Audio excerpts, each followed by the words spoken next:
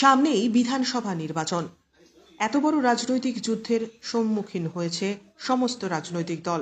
সেই সময় দাঁড়িয়ে বিজেপির উত্তর 24 পরগনা বিভাগ ইনচার্জ এবং প্রদেশ কার্যকারিণী সদস্য সন্দীপ ব্যানার্জিকে মদ্যপ ব্যক্তিদের মধ্যে শুয়ে থাকতে দেখা যাচ্ছে। কর্মীরা মার খাচ্ছে, ঘর ছাড়া হচ্ছে, খুন হচ্ছে, অথচ নেতৃত্বের কোনো হেলদোল নেই। এই ভিডিও থেকে সেই ঘটনাই প্রকাশ পাচ্ছে। নেতৃত্বের হাত ধরে বাংলায় বদল আনার স্বপ্ন বিজেপির।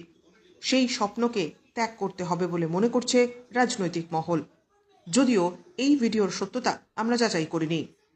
ব্যুরো রিপোর্ট, জাগো ভারত।